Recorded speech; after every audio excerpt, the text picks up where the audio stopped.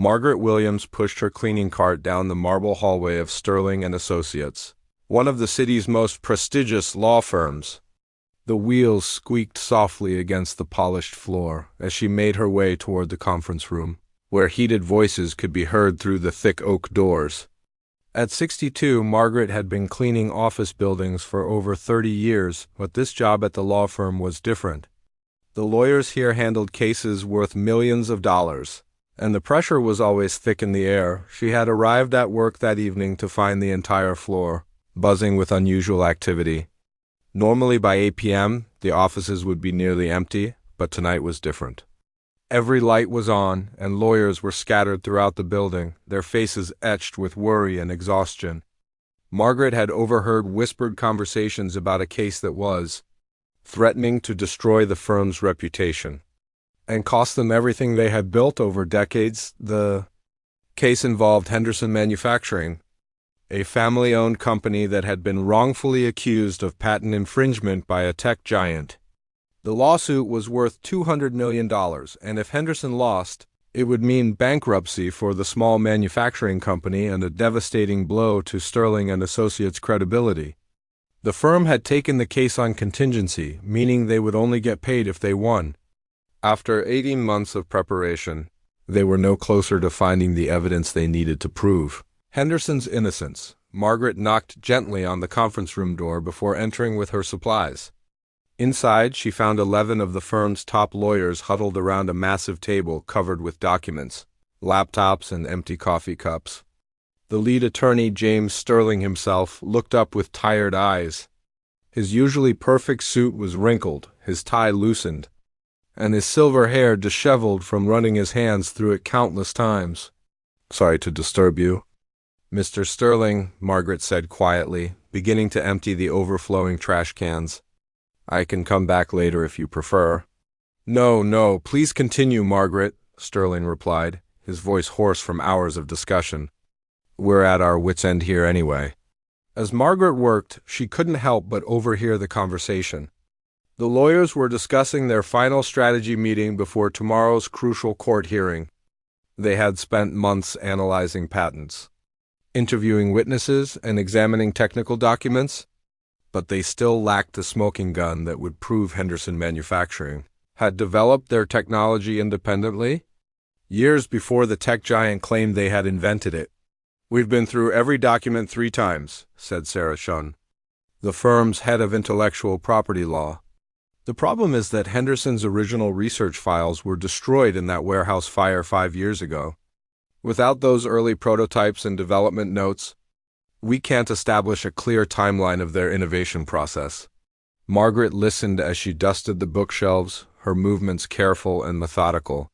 She had learned over the years that cleaning was about more than just making things look neat.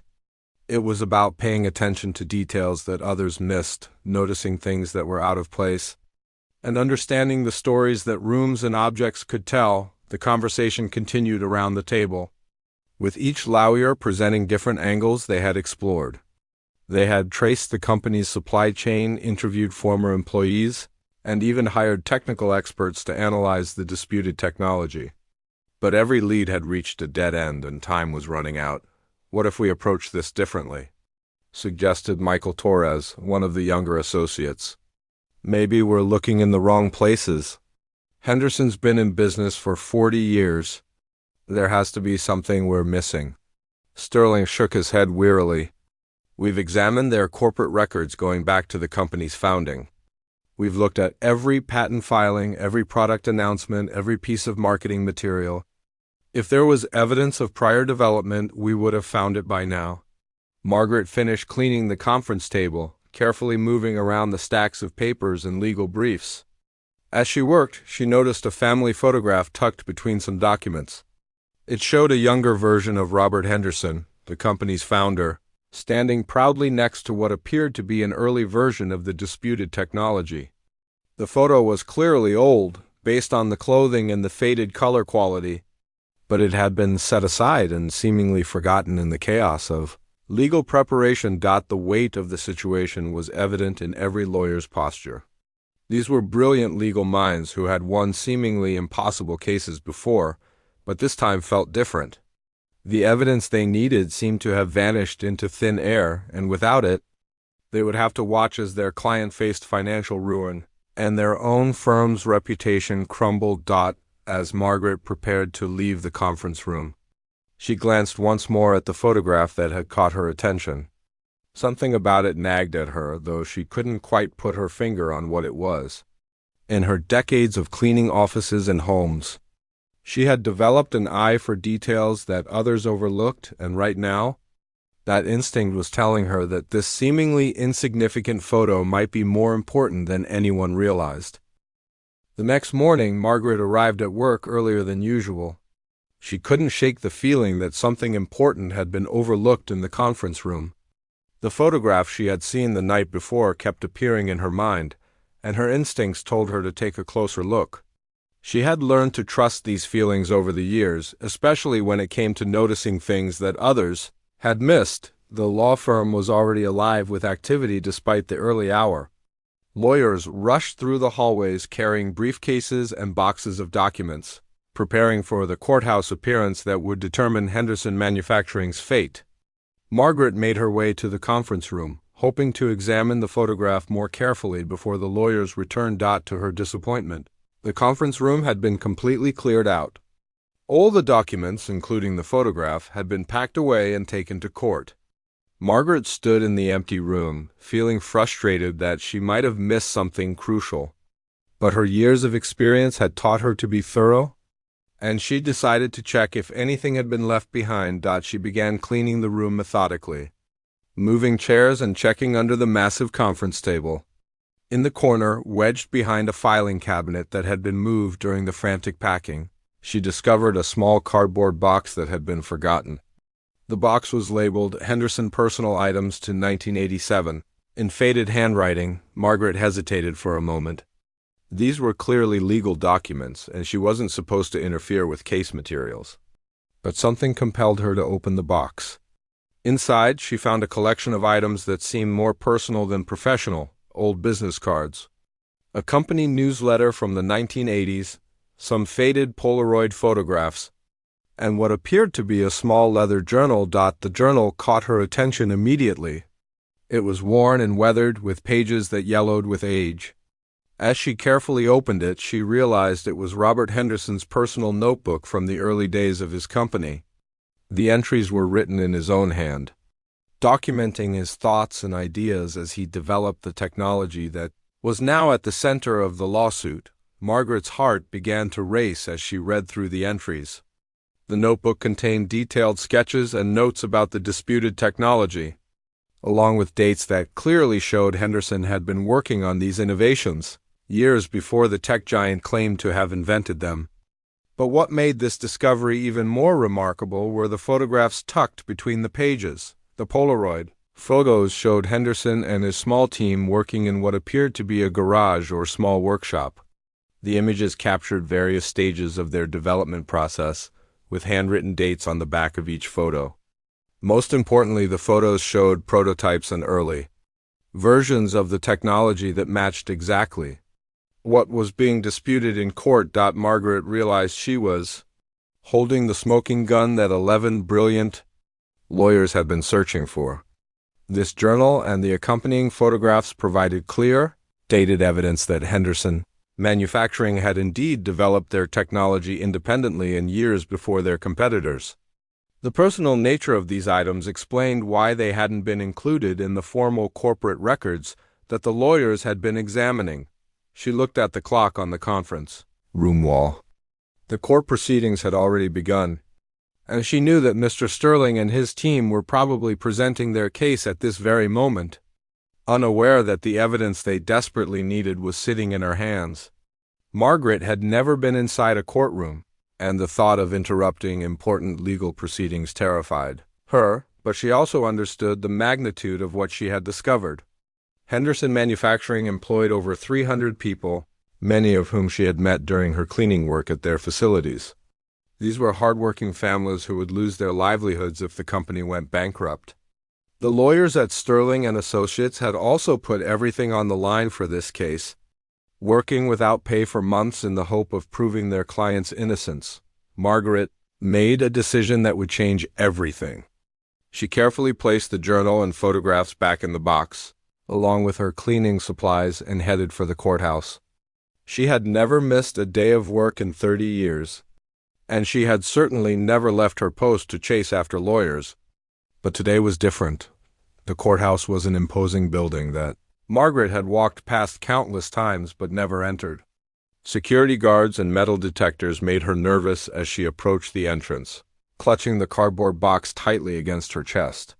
She wasn't sure if she would even be allowed inside, let alone permitted to interrupt ongoing legal proceedings. After explaining her situation to several confused courthouse employees, Margaret was finally directed to courtroom 4B, where the Henderson case was being heard. Through the small window in the courtroom door, she could see Mr. Sterling standing before the judge, making what appeared to be his closing arguments. His shoulders were slumped in defeat, and she could tell from his body language that things weren't going well. Margaret took a deep breath and knocked softly on the courtroom door. A bailiff approached and asked what she needed, looking puzzled by the sight of a cleaning lady interrupting court proceedings. When she explained that she had evidence related to the Henderson case, the bailiff's expression changed from annoyance to interest. The bailiff's whispered conversation with the judge brought the entire courtroom to a halt. Judge Patricia Morrison, a woman known for running her courtroom with strict efficiency, looked genuinely perplexed as she studied Margaret standing in the doorway with her cardboard box.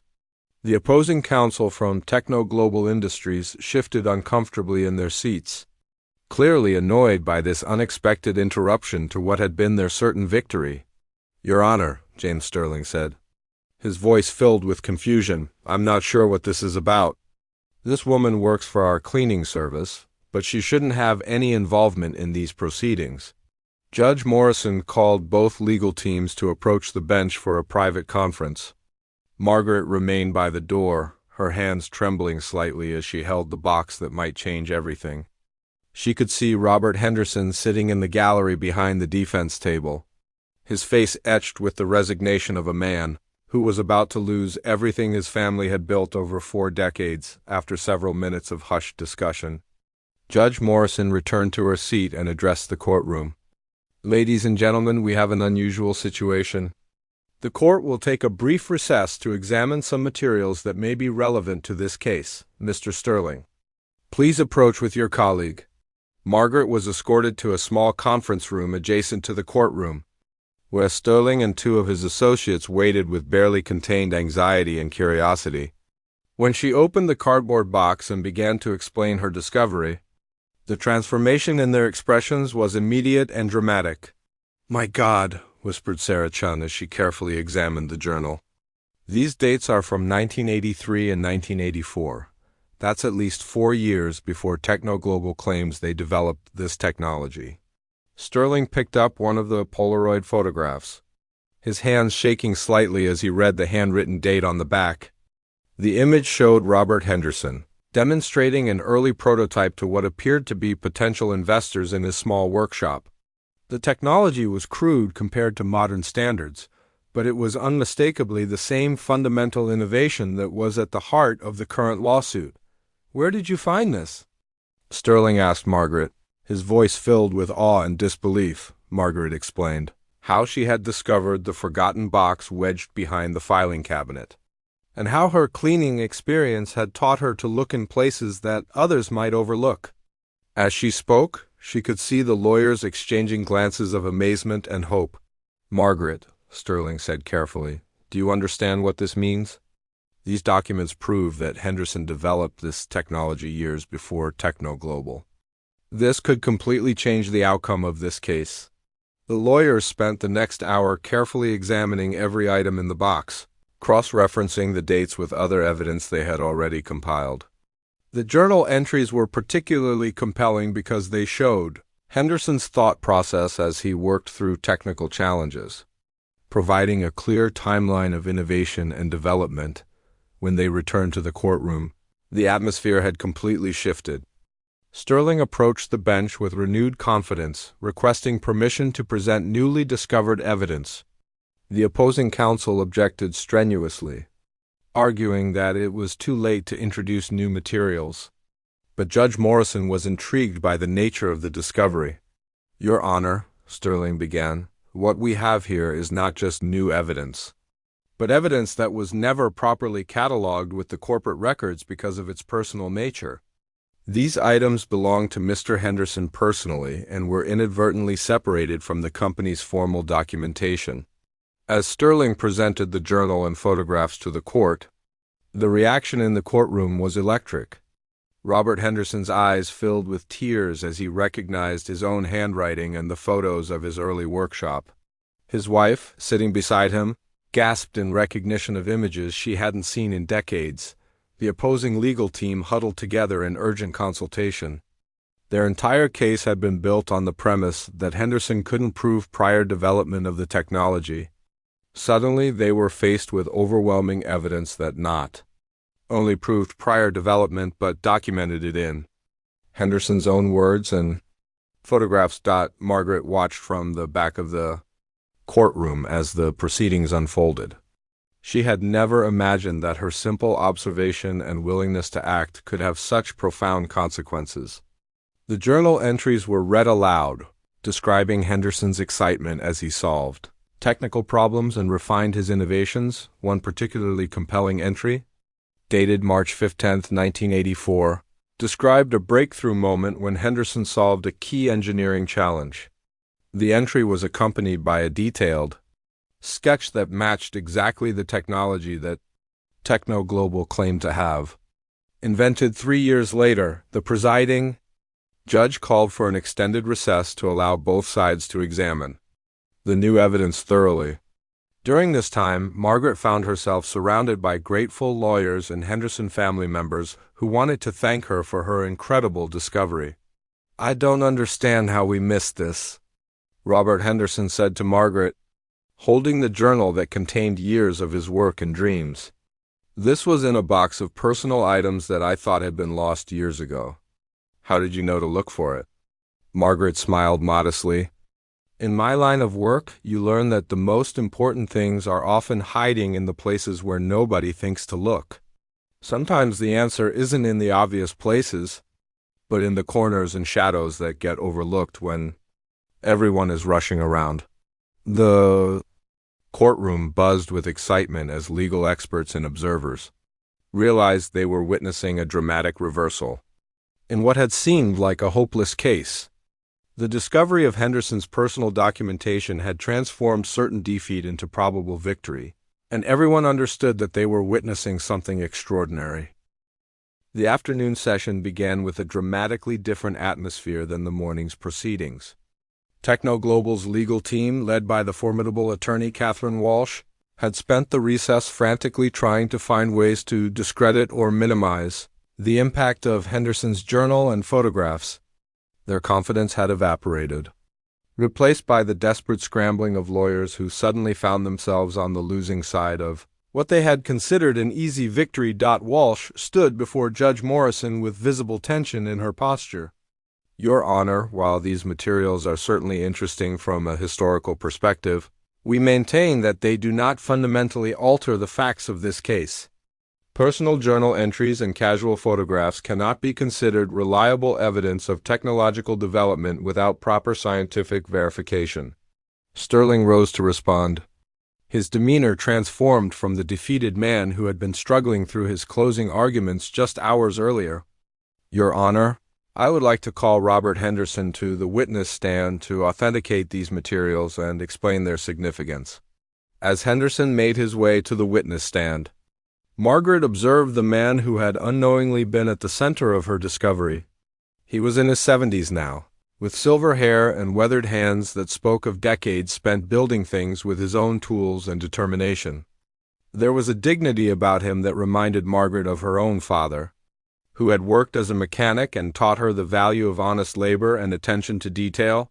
"Mr. Henderson," Sterling began, "can you identify the journal that was discovered this morning?" Henderson's voice was clear and steady as he examined the leather-bound notebook. "This is my personal engineering journal from 1983 to 1986. I kept detailed records of my work because I knew that someday I might need to prove how and when I developed my innovations. I wrote in it every day during those early years when I was working out of my garage.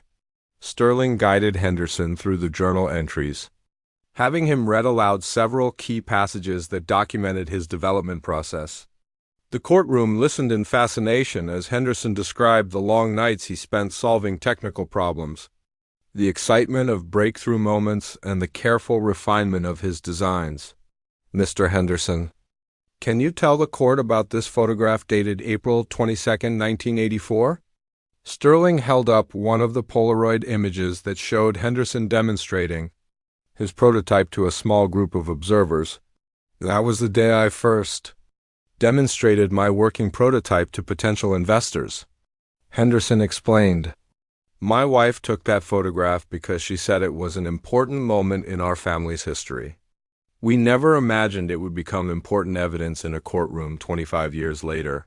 The technical details described in the journal were particularly damaging to TechnoGlobal's case. Henderson's documentation showed not just that he had developed the technology early, but that he had solved specific engineering challenges that TechnoGlobal's own patent filings acknowledged as crucial innovations. The timeline made it impossible for TechnoGlobal to claim independent development. Margaret watched as the opposing counsel attempted to challenge Henderson's testimony, but their questions only seemed to strengthen his position. Henderson's detailed knowledge of every aspect of his development process, combined with the contemporaneous documentation in his journal, created an unshakable foundation for his claims. "Mr. Henderson," Walsh said during her cross-examination, "isn't it convenient that these materials surfaced at the last possible moment in this trial?" Henderson's response was simple and powerful. "Ma'am, I didn't even know these materials still existed until I saw them today. They were lost during an office move years ago, and I assumed they had been thrown away. The only reason they came to light is because of the dedication and sharp eyes of the cleaning lady who found them." The mention of Margaret brought attention back to her role in the discovery, and she felt her cheeks flush as several people in the courtroom turned to look at her. She had never imagined that her routine attention to detail would place her at the center of such an important legal proceeding. As Henderson's testimony concluded, Sterling called several technical experts who had reviewed the journal entries during the recess. These experts confirmed that the innovations described in Henderson's 1984 notes were indeed the same fundamental technologies that TechnoGlobal claimed to have invented in 1987. Dr. Patricia Williams, a professor of engineering and patent expert, provided particularly compelling testimony. The level of technical detail in Mr. Henderson's journal entries demonstrates a deep understanding of the engineering principles involved. These are not retroactive fabrications or general concepts, but specific solutions to precise technical challenges. The documentation clearly shows independent development years before TechnoGlobal's claimed invention date. The afternoon wore on with additional testimony and technical explanations, but the outcome was becoming increasingly clear. TechnoGlobal's attorneys made valiant efforts to challenge the evidence, but they were fighting an uphill battle against Henderson's meticulous documentation and the credibility of his contemporaneous records. During a brief recess, Margaret found herself approached by several reporters who had heard about her role in the discovery. She was uncomfortable with the attention, preferring to stay in the background, but she answered their questions with the same straightforward honesty that had guided her throughout her life. "I just did what I always do," she told one persistent journalist. "I paid attention to the details and looked in the places where others might not think to check." In 30 years of cleaning offices, you learn that important things sometimes get pushed aside and forgotten, especially when everyone is focused on the big picture. As the court session resumed, Judge Morrison's demeanor suggested that she had reached her decision. The evidence presented by Henderson's journal and photographs was simply too compelling to ignore, and TechnoGlobal's attempts to discredit it had fallen short of creating reasonable doubt about its authenticity or significance. Judge Morrison's voice carried the weight of finality as she prepared to deliver her ruling. The courtroom fell into absolute silence, with every person present understanding that they were about to witness the conclusion of a case that had seemed hopeless just hours earlier. Margaret sat quietly in the back row, still somewhat amazed by the chain of events that had brought her to this moment. After careful consideration of all the evidence presented today, Judge Morrison began, including the newly discovered documentation authenticated by Mr. Henderson, this court finds that Henderson Manufacturing has successfully demonstrated prior development of the disputed technology. The journal entries, photographs, and supporting technical testimony provide clear and convincing evidence that Henderson Manufacturing developed these innovations independently and years before TechnoGlobal's claimed invention. Date. The judge's words hit the courtroom like a thunderclap. Robert Henderson buried his face in his hands, overwhelmed by relief and emotion. His wife reached over to embrace him, tears streaming down her face as the reality of their salvation began to sink in. The Sterling and Associates legal team exchanged looks of disbelief and triumph, unable to fully process the dramatic reversal of fortune they had just witnessed. Furthermore, Judge Morrison continued, this court finds that TechnoGlobal Industries not only lacks standing to claim patent infringement, but their own patent claims appear to be invalid given the clear evidence of Henderson Manufacturing's prior development. This court hereby dismisses all claims against Henderson Manufacturing and will refer this matter to the appropriate authorities for investigation into potential patent fraud. The reaction from TechnoGlobal's legal team was immediate and devastating. Catherine Walsh and her colleagues sat in stunned silence as their $200 million lawsuit crumbled around them. What had begun as what they considered an easy victory had transformed into a complete disaster that would likely result in their own company facing serious legal consequences. As the judge concluded her remarks and court was dismissed, the Henderson family was surrounded by well-wishers and supporters who had followed the case. Employees from Henderson Manufacturing who had driven hours to attend the hearing embraced their boss, knowing that their jobs and livelihoods had been saved by this incredible turn of events. James Sterling approached Margaret with an expression of profound gratitude mixed with professional amazement. Margaret, he said, his voice thick with emotion, I've been practicing law for 35 years, and I've never seen anything like what you accomplished today. 11 experienced lawyers working around the clock for months couldn't find what you discovered in a single morning. Margaret responded with her characteristic modesty. Mr. Sterling, you and your team did all the hard work. I just happened to notice something that had been overlooked. Sometimes the most important things are hiding in plain sight, waiting for someone to pay attention to them. Robert Henderson made his way through the crowd to find Margaret, still clutching the journal that had saved his company. When he reached her, he struggled to find words adequate to express his gratitude. I don't know how to thank you, he said simply. You saved everything my family has worked for over 4 decades. You saved the jobs of 300 employees and their families. How does someone repay a debt like that? Margaret shook her head gently. Mr. Henderson, seeing the relief on your face and knowing that good people can keep their jobs is thanks enough for me. I didn't do anything special. I just did what felt right. As news of the dramatic courtroom victory spread, reporters gathered outside the courthouse to interview the key participants. Margaret initially tried to avoid the media attention, but Sterling convinced her to speak briefly to the press. Her simple, heartfelt explanation of events resonated with journalists and the public alike. I've been cleaning offices for 30 years, she told the assembled reporters. My job is to notice things that others might miss and to take care of the details that make a difference. Today, those skills happened to help some good people who deserved better than what they were getting. The story of Margaret's discovery quickly became a sensation in legal circles and beyond. Law schools began using the case as an example of how important evidence could be overlooked, even by the most experienced attorneys. Margaret's role was particularly compelling because it demonstrated how someone outside the legal profession, armed only with attention to detail and a willingness to act, could make a decisive difference in a complex case. Within hours of the verdict, TechnoGlobal's stock price began to plummet as investors, realized the company faced potential criminal charges for patent fraud.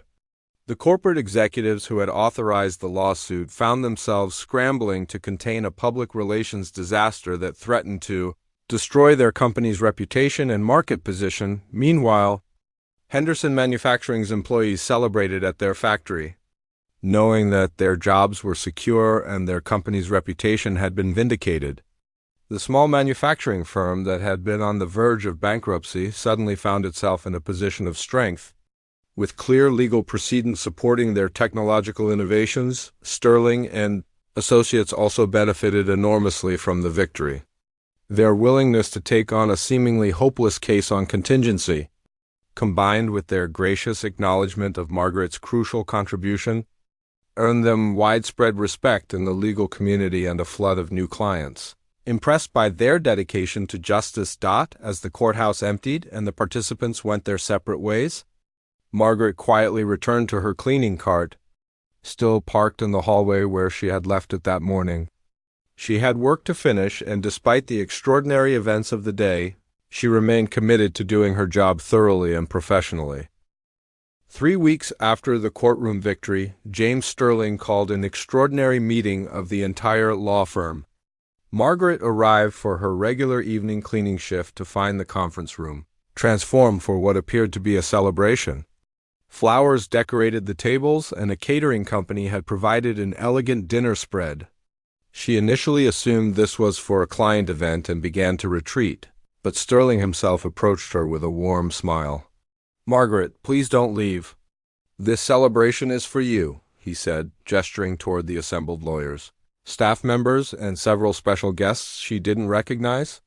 "We wanted to do something special to show our appreciation for what you accomplished." Margaret felt overwhelmed by the attention and the formal setting. She had never been the guest of honor at anything, let alone a celebration hosted by one of the city's most prestigious law firms. Sterling guided her to a seat at the head of the conference table where she had first noticed the forgotten photograph. That changed everything. Robert Henderson and his wife had driven 3 hours to attend the celebration, along with a delegation of employees from Henderson Manufacturing. When Henderson stood to address the group, his voice carried the deep emotion of someone whose life had been fundamentally altered by an act of unexpected kindness. 3 weeks ago, my family's company was hours away from destruction, Henderson began. We faced bankruptcy, our employees faced unemployment, and 4 decades of work and innovation were about to be stolen by a corporation that thought they could crush us with legal expenses and false claims. He paused to look directly at Margaret before continuing. Then a cleaning lady with sharp eyes and a good heart found a forgotten box in the corner of a room. Margaret Williams didn't have to get involved in our legal troubles. She could have simply thrown away that old box or turned it over to someone else to deal with. But instead, she took the time to examine what she had found, and she had the courage to interrupt a court proceeding to make sure justice was served. The room erupted in applause, and Margaret felt her eyes filling with tears. She had never imagined that her simple act of conscientiousness would have such far-reaching consequences or earn her such recognition. Sterling then stood to make an announcement that surprised everyone, including Margaret. "Margaret, your actions saved not just Henderson Manufacturing but also our law firm. We had invested everything in this case, working for months without payment because we believed in the cause. Your discovery allowed us to achieve justice for our client and maintain our firm's reputation." He reached into his jacket and pulled out an envelope. "The partners of Sterling and Associates have voted unanimously to offer you a reward for your extraordinary contribution to this case. We know that money cannot adequately express our gratitude, but we hope this gesture demonstrates how much we value what you did." Margaret opened the envelope with trembling hands to find a check for $50,000. The amount was more money than she had ever seen in her life, representing several years of her cleaning salary. She stared at the check in disbelief, unable to process the generosity of the gesture. "But that's not all," Sterling continued with a smile. "We would also like to offer you a permanent position with our firm, not as a cleaning lady, but as our Director of Administrative Services. Your attention to detail and ability to notice things that others miss are exactly the skills we need to manage our document preparation and case organization. The job offer was as surprising as the monetary reward. Margaret had never worked in an office environment beyond her cleaning duties, and the idea of joining the professional staff of a law firm seemed almost impossible to comprehend. Henderson stepped forward to make his own announcement. "Margaret, Henderson Manufacturing would also like to make you an offer. We want to establish the Margaret Williams Employee Recognition Fund, which will provide scholarships for the children of our workers who want to pursue higher education. We'll contribute $25,000 annually to this fund, ensuring that your impact on our company continues for generations." As the evening progressed, Margaret learned about other consequences of her discovery. Techno Global Industries was indeed facing federal charges for patent fraud, and their stock had lost 60% of its value. Several executives had resigned in disgrace, and the company was desperately trying to negotiate settlements with other businesses they had falsely accused of patent infringement. Margaret's story had also inspired people far beyond the legal community. Schools were inviting her to speak about the importance of attention to detail and doing the right thing even when it's difficult. A major cleaning service company had approached her about becoming a spokesperson, and several book publishers wanted to help her write her autobiography. Through all the attention and opportunities, Margaret remained true to her humble nature. She accepted Sterling's job offer, but insisted on starting slowly and learning the legal administrative work gradually. She used half of her reward money to establish a fund for other cleaning service workers who wanted to pursue education or career advancement. The media coverage of Margaret's story resonated with people across the country who saw in her example the power of individual integrity and attention to detail.